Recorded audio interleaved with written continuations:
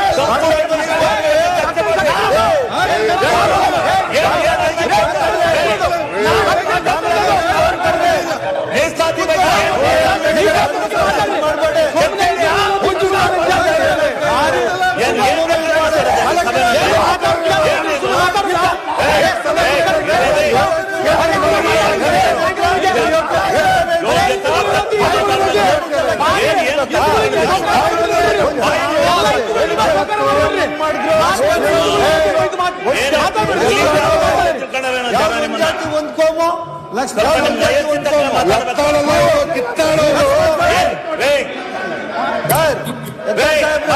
Economically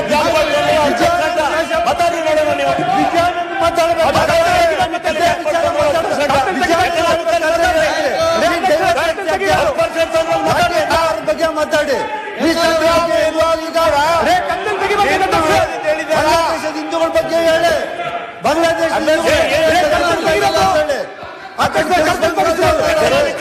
ಬಗ್ಗೆ ಮಾತಾಡ್ರಿ.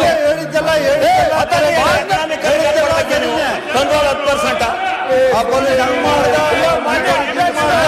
ಪೊಲೀಸರು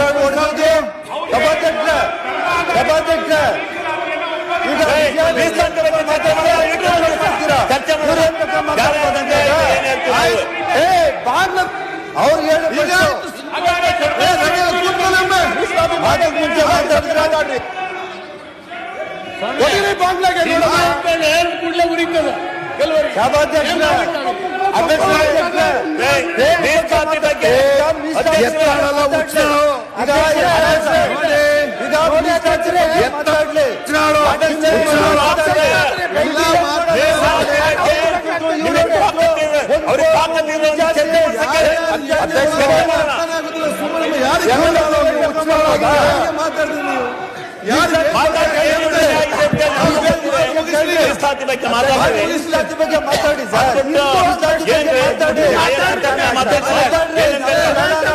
ಲಾಠಿ ಚಾರ್ಜ್ ಬಗ್ಗೆ ಮಾತಾಡ್ರಿ, ಮೀಸಲಾತಿ ಬಗ್ಗೆ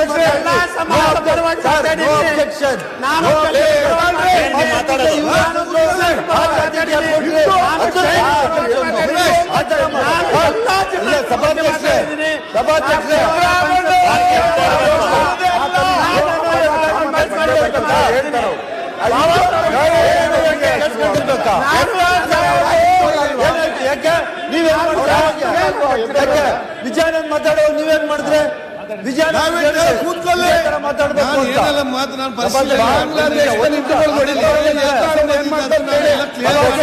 ನಾನು ಹಿಂದೆ ತೆಗಿತೇನೆ.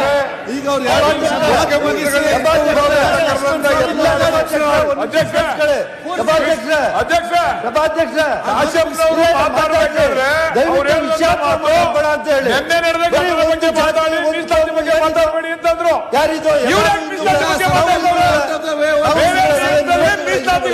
ಮಾಡಿಕೊಡಿ, ಚರ್ಚೆ ಮಾಡಲಿ.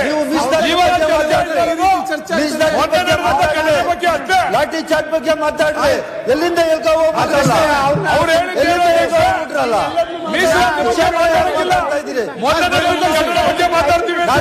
ನಾವೇನು ನಾವಿರುದ್ಧ ಇಲ್ಲ, ನಾವಿರುದ್ಧ ಇಲ್ಲ ಮಾತಾಡಿಕೊಂಡು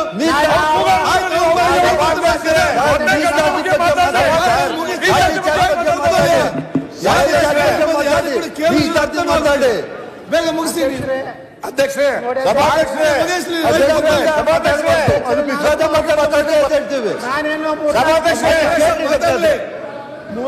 ಮಾತಾಡ್ಲಿ ಅವರು ಅಧ್ಯಕ್ಷರೇ ಸನ್ಮಾನ್ಯ ಅಧ್ಯಕ್ಷರೇ, ಮುಖ್ಯಮಂತ್ರಿಗಳನ್ನ ಹಿಂದೂ ವಿರೋಧಿ ಅಂತ ಹುಚ್ಚಾಳು ಬಾಂಗ್ಲಾದೇಶದ ಹಿಂದೂಗಳಿಗೆ ಹೊಡಿತಾರೆ. ಏನಾಗ್ತಾರೆ ನೋಡಿ, ಅಮೆರಿಕ ನೋಡಿ ಕಲೀರಿ. ಸನ್ಮಾನ್ಯ ಅಧ್ಯಕ್ಷ ನಮ್ಮ ಮುಖ್ಯಮಂತ್ರಿಗಳನ್ನ ಹಿಂದೂ ವಿರೋಧಿ ಅಂತ ಕರೆಯುವಂತ ಎತ್ತಾಳೊಬ್ಬ ಹುಚ್ಚ. ಪ್ರೂಫ್ ನಿಮ್ಮಲ್ಲಿ ಇದ್ರೆ ನಾ ಗೃಹ ಮಂತ್ರಿ ಕೇಳಕ್ ಬಯಸ್ತಾ ಇದ್ದೀನಿ ಅಧ್ಯಕ್ಷರೇ, ಪಾರದರ್ಶಕವಾಗಿ ನೀವು ಎನ್ಕ್ವೈರಿ ಮಾಡಿ. ಆಯ್ತು, ಯಾರು ರವಿ ಕೂತ್ಕೊಳ್ಳಿ. ತಪ್ಪಿದಸ್ತದಾರ ಅವ್ರ ಎಷ್ಟೇ ಉನ್ನತಾಧಿಕಾರಿ ಇರಲಿ, ಇಲ್ಲಾಂದ್ರೆ ಈ ಸಂಪ್ರದಾಯ ಕೆಟ್ಟ ಸಂಪ್ರದಾಯ. ಒಬ್ಬ ಪೊಲೀಸ್ ಹಿರಿಯ ಅಧಿಕಾರಿಯಾಗಿ ಬೇಕಾಬಿಟ್ಟಿಯಾಗಿ ಲಾಠಿ ಬೀಸೋದು ಆ ಗೌರವಕ್ಕೆ ತಕ್ಕಂತೆ ಆ ADGP ನೋಡ್ಕೊಂಡಿಲ್ಲ. ಈಗ ಈ ಸರ್ಕಾರ ಇದೆ, ರಕ್ಷಣೆ ಮಾಡ್ಬೋದು. ನಾವೇನು ಮುಂದಿನ ಸಲ ಬರೋದಿಲ್ಲತ್ತೇನಿಲ್ಲ, ನಾವು 100ಕ್ಕೆ 100 ಆ ಅಧಿಕಾರಿ ಎಲ್ಲೇ ಇರಲಿ ನೋಡುವ. ಮತ್ತೆ ರಾಷ್ಟ್ರೀಯ ಮಾನವ ಹಕ್ಕು ಬಿಜೆಪಿ ನೀವು ಬಂದ ನಂತರ ಈಗ ಮಾತಾಡಿ. ಇವರು ಮುಂದಿನ ಪ್ರಮೋಷನ್ ತಡಿ ಸರ್ಕಾರ ನಮ್ದಿದೆ ದಿಲ್ಲಿಯಲ್ಲಿ. ಆಯ್ತು, ಮತ್ತೆ ನೋಡುವ. ದಿಲ್ಲಿಯಲ್ಲಿ ನಮ್ಮ ಸರ್ಕಾರ ಇದೆ. ಆ ADGP ವಾರ್ನಿಂಗ್ ಮಾಡಬೇಕು. ನಾಳೆ ನನ್ನ ಅಮಿತ್ ಶಾ ಪತ್ರ ಬರ್ತೀನಿ. ಮಾನವ ರಹಿತ ನಿಮ್ಮ ಅಮಿತ್ ಶಾ ಏನೋ ಕರ್ನಾಟಕಕ್ಕೆ ಡಿಕ್ಟೇಟರ್ ರೀ.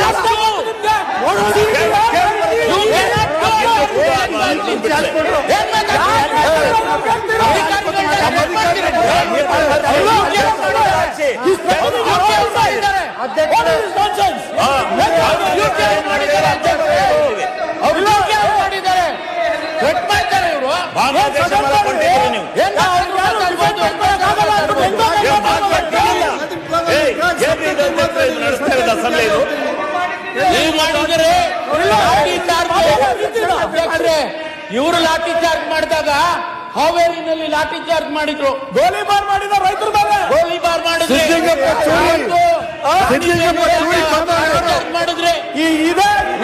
ಸರ್ಕಾರ ಕಳಸಾ ಬಂಡೂರಿ ರೈತರ ಮೇಲೆ ಲಾಠಿ ಚಾರ್ಜ್ ಮಾಡಿದ್ರು. ನಮ್ಮ ಅನ್ಯಾಯ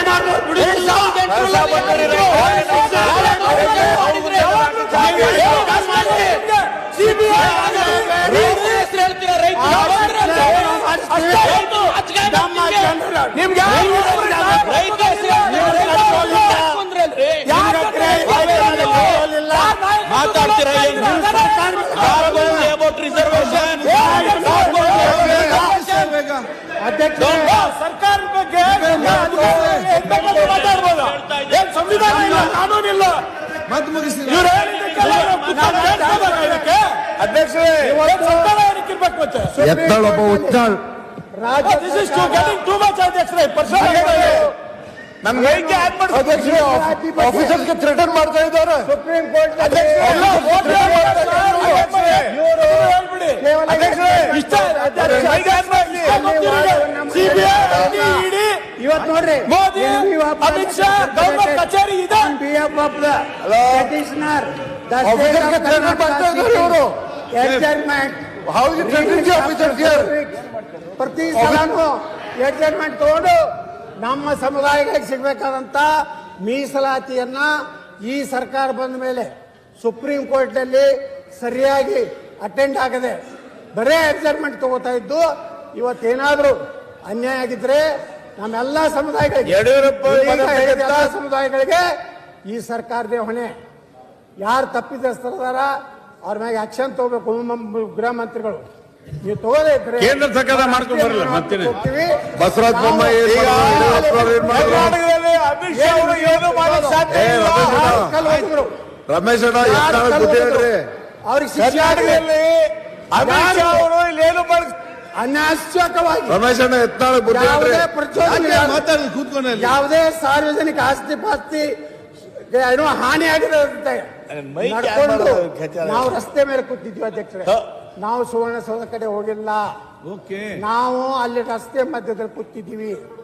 ನಾವು ನಮ್ಮ ಕಣ್ಣು ಮುಂದೆ ವಕೀಲರು ಹೋಗ್ಯಾರ, ಅವ್ರಿಗೂ ಒಳಗೆ ಪ್ರವೇಶ RSS ಕಲ್ ತೂರ್ಯಾರ.